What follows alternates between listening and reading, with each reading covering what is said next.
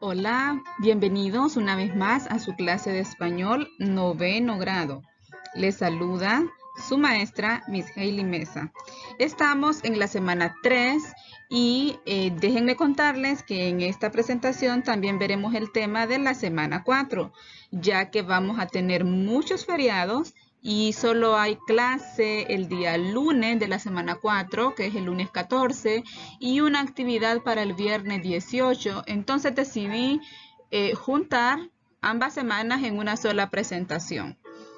Les doy la bienvenida una vez más. Espero que estén listos para poder actualizar nuestros conocimientos y ver los conceptos que competen para esta semana. El tema principal, sinónimos y antónimos.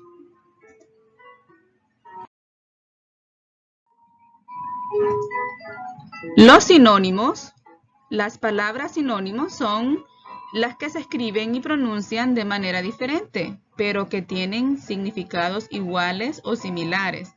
Se utilizan con frecuencia en los textos para ampliar una idea o evitar la redundancia o monotonía en el lenguaje.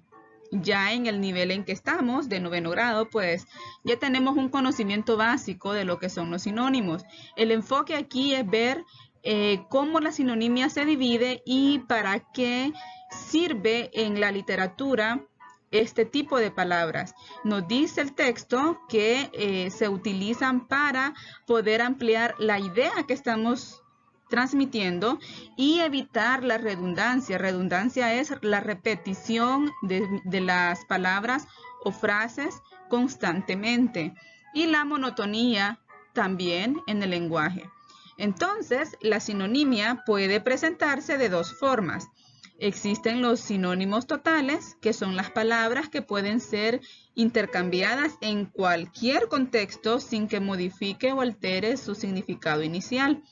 Por ejemplo, platicar y dialogar tienen el mismo significado o puede aplicarse a la misma situación. Y están los sinónimos parciales, que son las palabras que funcionan como sinónimos solo en algunos contextos lingüísticos, no en todos. Por ejemplo, platicar y entrevistar. Yo no puedo decir, tuve una entrevista con mi mamá ayer por la tarde. No, tuve una plática con mi mamá ayer por la tarde. Pero si yo llego a la iglesia y cruzo unas cuantas palabras con el pastor, por ejemplo, yo puedo decir, tuve una pequeña entrevista con el pastor el domingo por la mañana. Entonces vemos la diferencia cuando a veces se pueden emplear las palabras con el mismo o con el significado parecido, sería sinónimo parcial, y cuando realmente las palabras diferentes en pronunciación y en escritura se aplican para la misma circunstancia exacta o en cualquier contexto, entonces es un sinónimo total.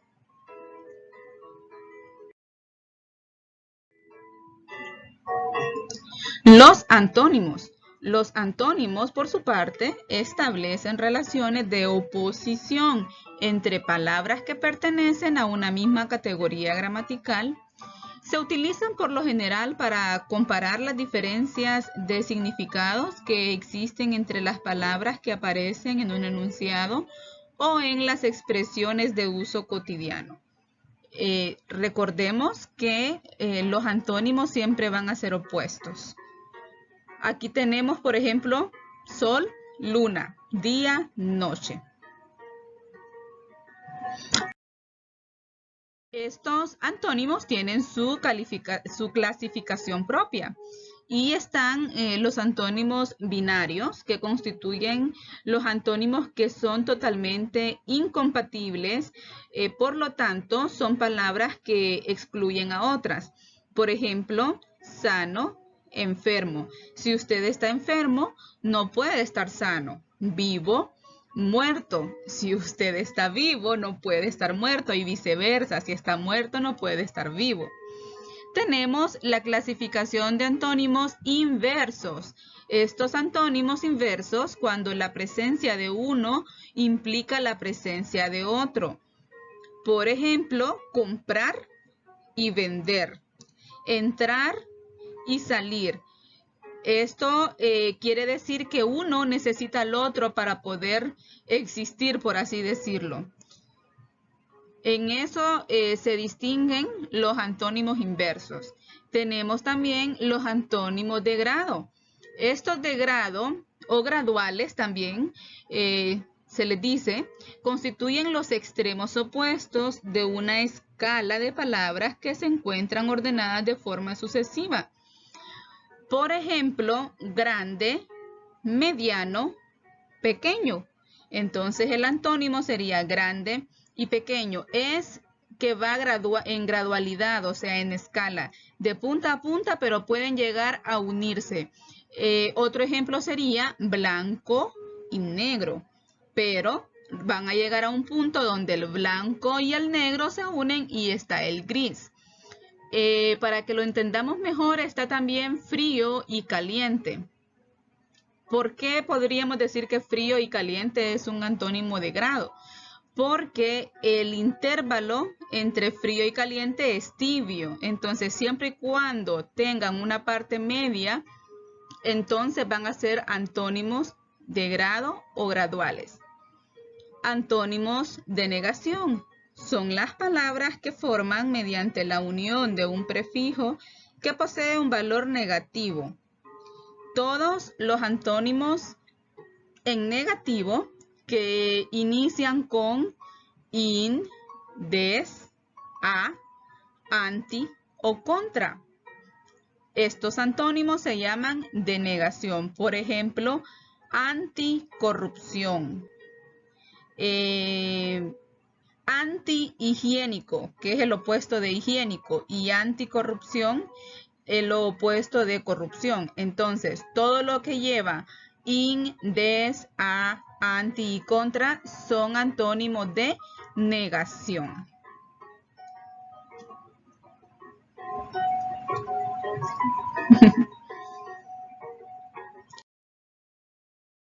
Las palabras parónimas son términos que se asemejan, pero que difieren ya sea en escritura o pronunciación. Mismo modo, poseen distintos significados y se utilizan en contextos diferentes. Son aquellas palabras muy parecidas, pero que de repente una vocal hace la diferencia. O la última letra, ya sea vocal o consonante, hace la diferencia.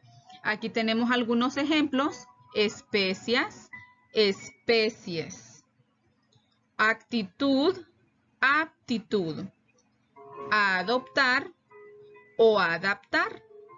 Creo que a muchos nos ha pasado que confundimos o por error se nos va una palabra por otra, por el mismo parecido que ellas tienen.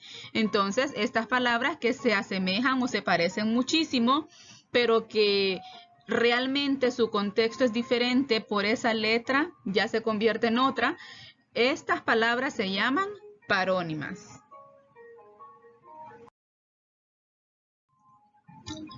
Tenemos un apartado aquí sobre el diccionario. Estamos llevando a cabo cada viernes la actividad del glosario y es con la finalidad de que podamos, número 1, seguir instrucciones, número 2, ampliar nuestro vocabulario y nuestro léxico, mejorar nuestra gramática y ortografía. Tiene muchísimos beneficios ese cuadernito pequeño que ustedes tienen ahí, que a muchos yo sé que no les gusta porque lo han tenido que repetir, pero créanme que es necesario porque ustedes están en proceso de formación. Si a ustedes le ha tocado repetir, no se preocupe, no se desanime, está en el camino correcto del proceso de aprendizaje. Cuando se busca una palabra en un diccionario tradicional, lo primero que se tiene que hacer es ver la letra con que comienza esa palabra. ya que los diccionarios están ordenados alfabéticamente. Si la palabra tiene varios significados, utilice el más adecuado según el contexto. En más de una ocasión van a ver que una palabra tiene 2, 3, 4 significados, pero de acuerdo al contexto de lo que usted está buscando o el tema al que se está refiriendo, usted va a tomar el significado que más se acerque o le convenga.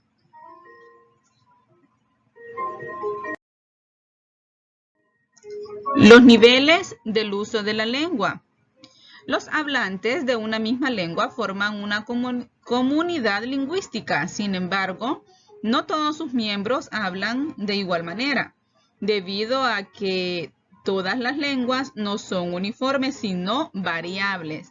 Por lo tanto, en una misma lengua pueden haber diferencias determinadas por distintas circunstancias. A estas diferencias entre una lengua y otra se le llama variedades. Vamos a ver a continuación los diferentes tipos de variedades de la lengua. Variedades situacionales. Esta primera variedad es la que corresponde a la relación que hay entre la lengua y las circunstancias de su uso. Entre estas variedades se encuentran las funcionales, que están formadas por las variedades técnicas que se usan en correspondencia con esferas y sectores definidos de actividades sociales. Aquí tenemos un ejemplo para poder comprender mejor. Por ejemplo, en el fútbol se usa la palabra arquero, pero realmente, ¿qué significa arquero? Pues arquero es una persona que maneja el arco y las flechas, pero nosotros en el idioma español y en el área de Latinoamérica, nosotros decimos arquero para referirnos en cuestiones futbolísticas a la persona que atrapa la pelota en la meta, en la portería.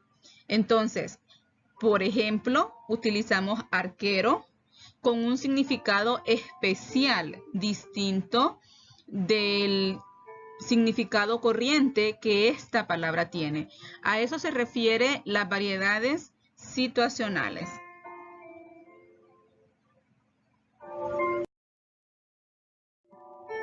Variedades sociales.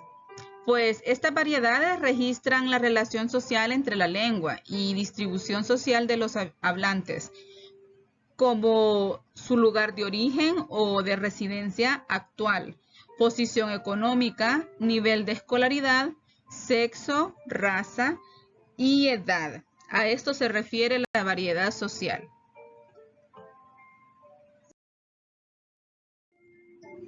Finalmente, entre las variedades tenemos las variedades regionales. Estas señalan la relación entre lengua y distribución geográfica de los hablantes, es decir, indican su procedencia.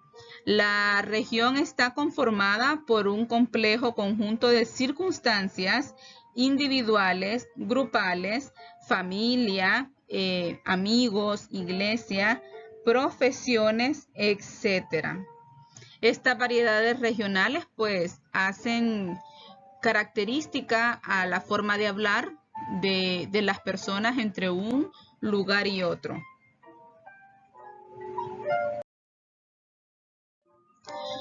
Después de haber visto estas variedades, dentro de estas variedades hay otro subgrupo que son los niveles en las formas orales de la lengua. Vamos a ver primeramente la popular. La popular se caracteriza por el uso frecuente de refranes y dichos que reflejan la sabiduría muchas veces y la visión del mundo que comparte el colectivo de hablantes. Generalmente la gente en edad madura es la que sabe más refranes que la gente joven. Entonces, esto caracteriza el nivel popular porque utilizan mucho los refranes y los dichos y los modismos también. Tenemos el nivel familiar. Es usada por los hablantes en relaciones cotidianas con personas de confianza. Emplean sufijos diminutivos y aumentativos. Pues vemos que aquí nosotros utilizamos muchas veces adjetivos para nuestros familiares o nuestras personas allegadas y decimos como la gordis, o podemos decir porfis, o al fin de semana le decimos finde, o al docente le dicen profe. Entonces, este nivel familiar se da en las relaciones que tienen confianza y que son de uso cotidiano, o sea, de todos los días.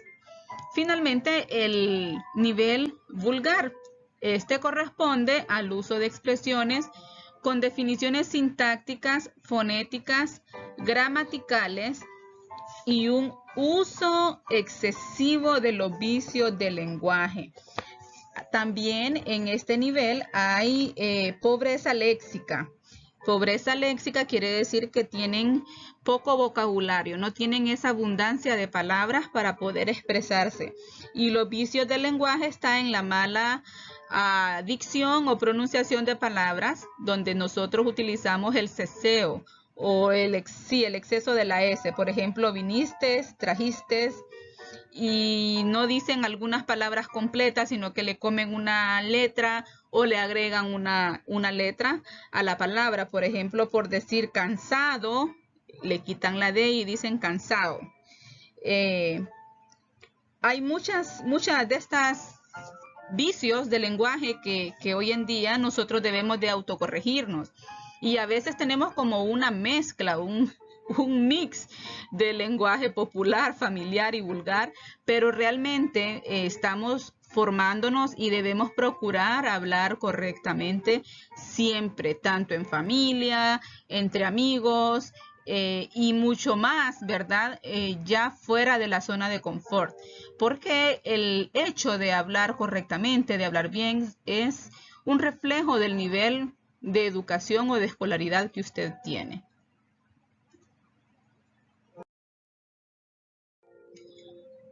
Ahora vamos a ver los códigos particulares de las formas lingüísticas. Primero tenemos la jerga, número 1. Esto de la jerga se da entre comunidades de personas que son afines en cuanto a profesiones. Por ejemplo, está la jerga de los abogados, la de los médicos, la jerga de los albañiles. Entonces, la de los estudiantes también, porque entre ustedes los estudiantes tienen sus códigos de ciertas palabras que se refieren y que entre ustedes se entienden y que de repente uno quede excluido sin comprender lo que ustedes están diciendo. Número 2, el regionalismo. Esto se refiere a las diferentes nombres que recibe una palabra en diferentes países. Por ejemplo, tenemos niño. Pues en México se dice chamaco, en Nicaragua, chavalo, en Honduras, cipote, en Guatemala y en El Salvador, bicho o chihuín. Y si nos vamos más lejos, a Sudamérica, en la Argentina, le dicen a los niños pibe. En última instancia, en estos códigos tenemos los modismos, que los modismos se trata de ciertas frases que representan otra. Por ejemplo, meter la pata en referencia a que se ha cometido un error, o también otro famoso, sin pelos en la lengua, que es cuando hablamos con total claridad o total franqueza.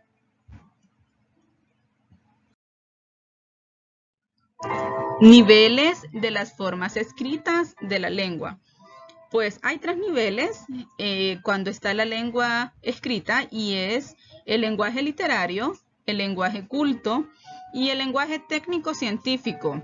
El lenguaje literario se caracteriza por la subjetividad y el predominio del lenguaje connotativo.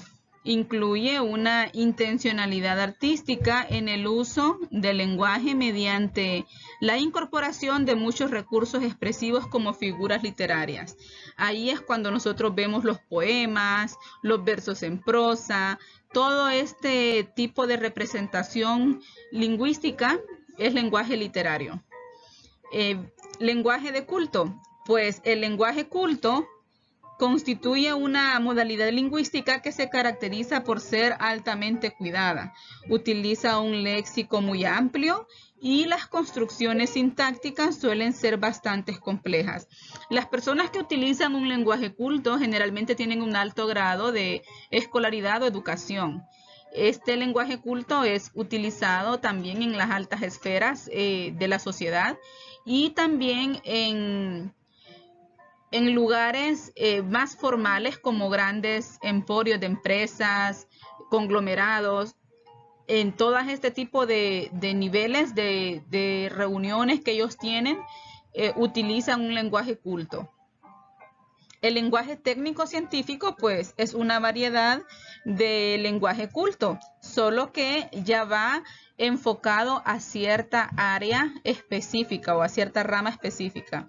Dice que es un lenguaje propio de las diversas materias y se emplea en distintas actividades profesionales, por ejemplo, la tecnología, la botánica, informática, medicina, historia. Vemos que, por ejemplo, en medicina tienen sus términos que nosotros no vamos a entender fácilmente si no nos explican, ¿verdad? También en cuanto a tecnología, en cuanto a la historia, también hay un lenguaje bastante distinto al que nosotros usamos con regularidad. Entonces, este lenguaje técnico-científico, pues, se dice que es una variedad de lenguaje culto, pero de forma más específica a una cierta rama o especialidad.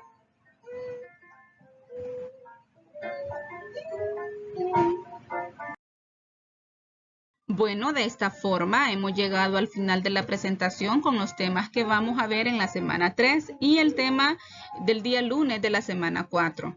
Chicos, espero que ustedes puedan tener un panorama más amplio de los conceptos que vamos a ver en el transcurso de este tiempo, y recuerden que ustedes pueden apoyarse en su libro, igualmente me pueden hacer cualquier consulta. Yo realmente estoy disponible y con toda la disposición de poderles ayudar. Muchas veces me da pesar que ustedes hacen una consulta al final del trabajo escrito ya hecho y deben hacer correcciones. Lo ideal es que ustedes pregunten antes, y créanme que preguntar no es malo, no, para nada. Si usted tiene preguntas es porque está avanzando. Gracias por todo el esfuerzo que han realizado en el cumplimiento de sus tareas. A pesar de las circunstancias en que estamos teniendo estas clases, yo estoy satisfecha porque veo de que ustedes están cumpliendo y se están esforzando. Por favor, hagan su repaso cada viernes leyendo los conceptos que hemos tomado nota en el cuaderno. Y al glosario, por favor, tómenlo con seriedad. Es un cuaderno pequeño que se mira así todo humilde, pero lo que ustedes están aprendiendo en realizar esa actividad, créanme que es inmensa para su base que necesitan tener para sus estudios futuros. Les mando un fuerte abrazo. Desde ahora les digo feliz Día del Niño para los tres. Querido Oliver, estimado Diego y Leila, un abrazo para ti. Recuerden que el hecho de crecer no significa dejar de ser niño, que nunca se acaben las risas, que nunca se acaben los sueños, que las ilusiones no mueran. Yo les estimo mucho, les envío un fuerte abrazo. No sé si van a llegar hasta el final de la presentación, prometo terminar ya ahorita, solo decirles que recuerden que Dios les ama y que está siempre pendiente de cada uno de nosotros. Tengamos confianza a pesar de todas estas circunstancias de la pandemia. Hay muchos contagiados en la isla. Cuídense, por favor, si van a salir de casa. Y están en mis oraciones, están en mi corazón, y les mando un fuerte abrazo. Será hasta la próxima clase.